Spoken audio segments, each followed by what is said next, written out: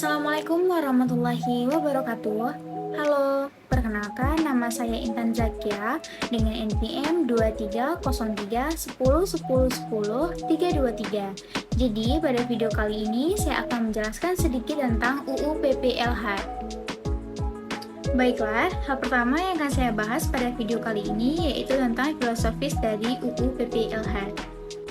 Yang pertama adalah keadilan lingkungan, yang kedua adalah etika lingkungan, yang ketiga kewajiban generasi masa depan, yang keempat pembangunan berkelanjutan, yang kelima adalah hak asasi manusia. Sebelum kita membahas lebih jauh tentang UU PPLH, saya akan menjelaskan sedikit tentang kepanjangan dari UU PPLH ini sendiri, yaitu tentang Undang-Undang Republik Indonesia Nomor 32 Tahun 2009 tentang Perlindungan dan Pengelolaan Lingkungan Hidup. Baiklah, selanjutnya saya akan menjelaskan sedikit tentang tujuan dari UU PPLH ini sendiri. Tujuannya sendiri sudah dijelaskan pada pasal ketiga. Yang pertama yaitu tentang melindungi wilayah negara kesatuan Republik Indonesia dari pencemaran dan kerusakan lingkungan hidup. Yang kedua, menjamin keselamatan, kesehatan, dan kehidupan manusia. Yang ketiga, menjamin keberlangsungan kehidupan makhluk hidup dan kelestarian ekosistem. Yang keempat, ada menjaga kelestarian fungsi lingkungan hidup. Yang kelima, ada mencapai keserasian, keselarasan, dan keseimbangan lingkungan hidup. Yang keenam, ada menjamin terpenuhinya keadilan generasi masa kini dan generasi masa depan. Yang ketujuh ada menjamin pemenuhan dan perlindungan hak atas lingkungan hidup sebagai bagian dari hak asasi manusia. Yang kedelapan ada pengendalian pemanfaatan sumber daya alam secara bijaksana. Yang kesembilan ada mewujudkan pembangunan keberlanjutan. Dan yang kesepuluh ada mengantisipasi isu lingkungan sosial. Selanjutnya, saya akan menjelaskan sedikit tentang ruang lingkup dari UU PPLH. Yang pertama ada tentang perencanaannya yang sudah diatur pada pasal kelima. Pada tahapan yang pertama akan dilakukan inventarisasi lingkungan hidup, yang kedua ada penetapan wilayah ekoregion, terus yang ketiga ada penyusunan RPPLH.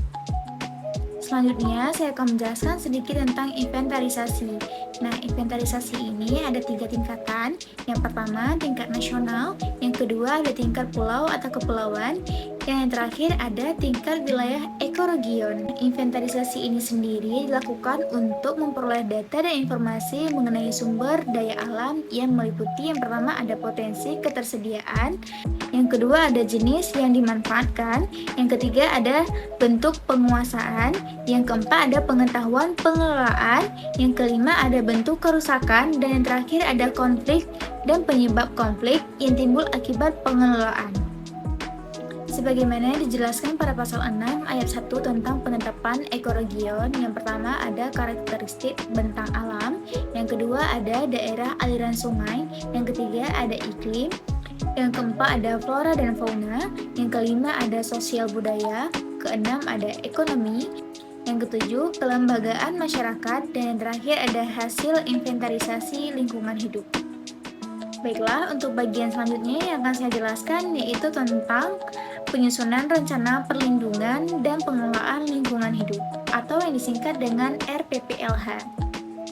RPPLH sudah disusun pada pasal 5 huruf C yang terdiri atas yang pertama ada RPPLH nasional, yang kedua ada RPPLH provinsi, yang ketiga ada RPPLH kabupaten atau kota. Nah, untuk RPPLH tingkat nasional itu sendiri sudah disusun berdasarkan inventarisasi nasional. RPPLH provinsi itu disusun berdasarkan 3. Yang pertama ada RPPLH nasional, yang kedua ada inventarisasi tingkat pulau atau kepulauan, dan yang terakhir ada inventarisasi tingkat ekoregion.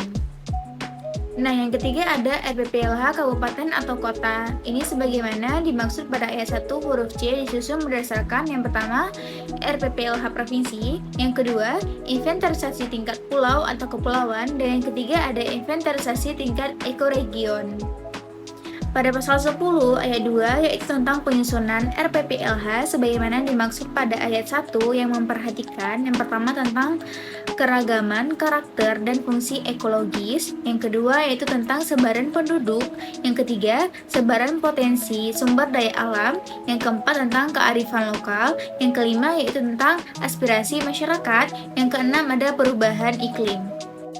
RPPLH diatur dengan 3 cara. Yang pertama ada peraturan pemerintah untuk RPPLH nasional.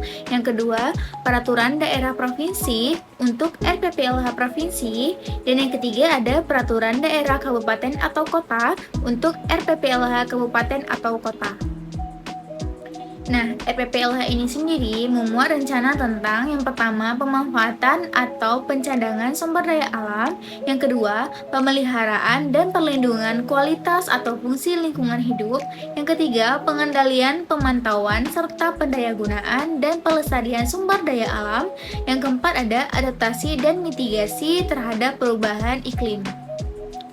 Selanjutnya, saya akan menjelaskan sedikit tentang pemanfaatan. Pemanfaatan sumber daya alam yang dilakukan berdasarkan RPPLH.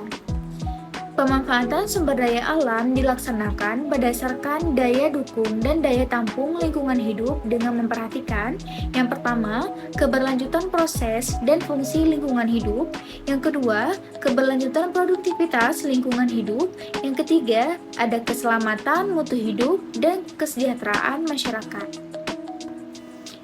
Daya dukung dan daya tampung lingkungan hidup sebagaimana dimaksud pada pasal 2 ditetapkan oleh yang pertama Menteri untuk Daya Dukung dan Daya Tampung Lingkungan Hidup Nasional dan Pulau atau Kepulauan.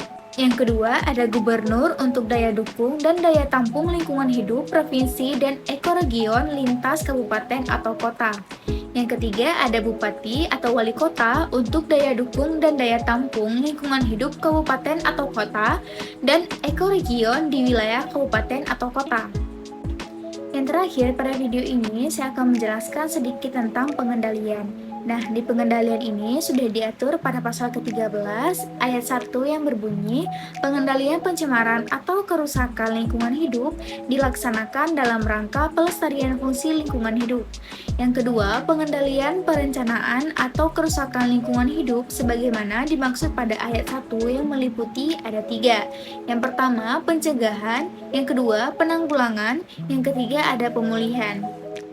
Pada ayat ketiga, pengendalian pencemaran atau kerusakan lingkungan hidup sebagaimana dimaksud pada ayat 1 dilaksanakan oleh pemerintah, pemerintah daerah, dan penanggung jawab usaha atau kegiatan sesuai dengan kewenangan, peran, dan tanggung jawab masing-masing. Sekian video dari saya berharap dapat membantu teman-teman semua dan saya dapat menyelesaikan tugas kuliah saya dengan sangat baik. Terima kasih sudah menonton, saya akhiri, wabillahi taufiq wal hidayah. Wassalamualaikum warahmatullahi wabarakatuh.